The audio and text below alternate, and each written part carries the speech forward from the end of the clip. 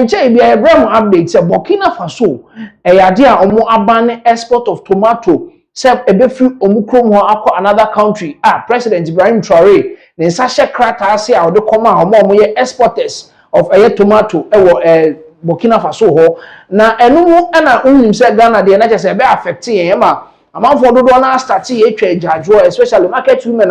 omo akobo bosia omo dan sika no kakra so omo ebetimi enya bosia no makotua back na sisi ya ban ne se omo ntimi nkofa bioyi se usika no se do so se eno so se betimi etua wo ne back ana se ntimi ntua eno ebeba be ye wankasa wasem ho enti eno ena amanfo dodo na edi omo adwajo ni omu su ekodan aban se aban ehwe ne ehwe kwan ebefa so yebe eye ama tomato ni bi ababe piem Ghana ha say because see you know ye ni measures bi a ye de agu akwan mu a ebetimi asokete de abai a ban of tomato export from Burkina Faso ebeba Ghana ha because Ghana ha no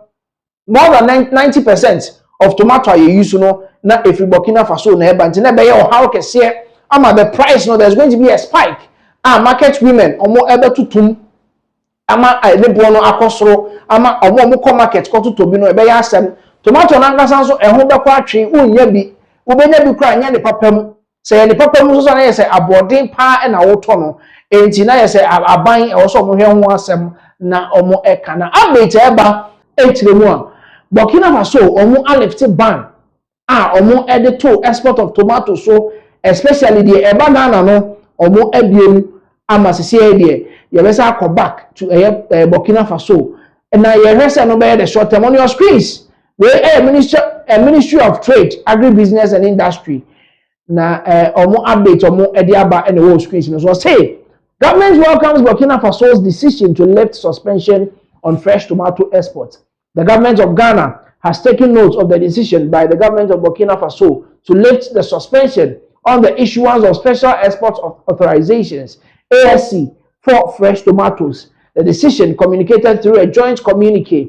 issued by the relevant Burkinabe authorities, follows improvements in the supply situation to local processing units and firm commitments by stakeholders to ensure adequate availability of tomatoes for domestic industrial use. And the omo make sure say processes do na akọ omo de gu akwan in as much as omo export bi e de aba Ghana ha no still na omo betimi ahwe kwan omo befa so omo nya bi a omo ebetimi e de use e wo for domestic use any for industrial processing omo be dane ani from raw material na de akọ tomato paste any ade e wo ho enti no any update e free mu ba na oto so say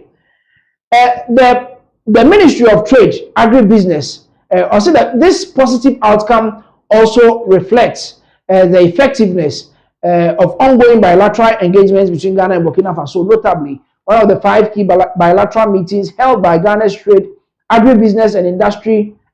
Minister Elizabeth Fosu Ejari and her Burkina Faso counterparts on the margins of the WTO MC14 in Yaoundé, Cameroon has yielded an immediate result with the removal of the restriction of trade in fresh tomatoes. Now, omo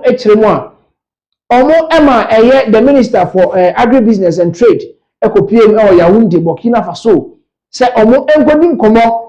Nina basically was a ban of tomato. Ye de bagana ha say no omo nkodi hu nkomo na nkomo no nkodi ye no yielded an instant result. The Ministry of Trade and Agribusiness Industry collaboration with other relevant state institutions will continue its engagements with Burkinabe counterparts and key stakeholders to ensure a smooth and mutually beneficial trading environment between the two countries. Government wishes to assure the public that it remains committed to implementing the necessary measures to safeguard local industries and strengthen the domestic tomato value chain. Efforts are underway and ongoing programs, including the Feed the Industry and Feed Ghana initiatives, have been intensified to boost local production, improve yields, and ensure a stable and sustainable supply of tomatoes by Ghanaian farmers. And the government is assuring Ghanaians,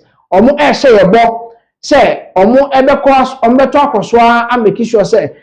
plans any say or was and commodity go say the industries, and even for domestic use, Ghana eya ekokrom ekototo eye enuaba ne ade ene atosode no omo ebe make sure say omo plans ne ehihye omo di gu akwan mu no ebe very effective say ebe ya or ebetimi and making sure say there is going to be an improvement in our yields. It will boost local production. Now, Omasa ensures that there is a sustainable supply of tomatoes by Ghanaian farmers. In furtherance of this commitment, government is rolling out targeted interventions across the value chain, including integration projects by the Ministry of Agriculture to support year-round tomato production. Additionally, engagements are ongoing with processors within the tomato value chain to promote backward integration, while suitable lands are being made available for large-scale tomato cultivation to supply both processors and domestic market. It is saying that na omo aboso ho se omo edi egu akwam na omo ameki sure se tomatoes empa eye market numu eda. Tomato traders are all relevant partners and all relevant partners are being encouraged to partner government as it continues to take appropriate steps to protect both consumers and industry players. And issued by Public Relations and Communication Unit of the Ministry of Agribusiness, Agriculture, and then Trade. Honum ena omo edi update we edi efri honum eba. And yes, that is the update efri honum eba. Now, yes, also the two manim ewa update na mu say plans egu akwan so say ombo make sure say all year round in Ghana here will produce a yangasaye cocoa. Farmers will be able to produce a lot of tomatoes. Say the bear in the whole year no yen lucky tomatoes that on your screens. We Elizabeth Ofosojare, Minister of Trade, Agribusiness and Industry, and ordinance to do. So Ghana is preparing for year-round tomato irrigation. We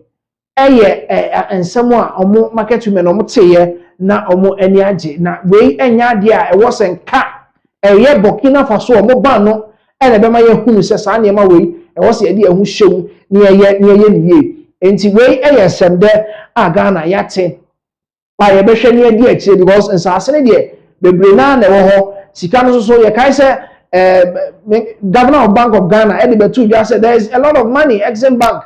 sika bi wo ha o senke de ko hye agriculture mo enti mo hwe na mo fa mo sankobo se de be ya Ghana ha no tomato empire ho da because nimguase se a Sahel country like Burkina Faso omo na support a rainforest country to say Ghana omo support and also omo supply tomatoes e de mayen enti ye be hwe na ye di nsem na chi ensem a honorable Elizabeth Ofosojare Minister of Trade Agribusiness